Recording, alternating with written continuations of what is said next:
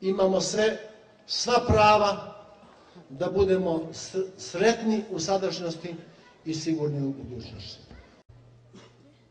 Ima pojedinačnih slučajeva gdje državni organi sa javnim ovlašćenjima grubo krše, u pojedinačnim slučajevima, kažem, bošnjačka prava. Nismo mi to zaboravili, ali ne želimo da uznemiravamo javnost sa time.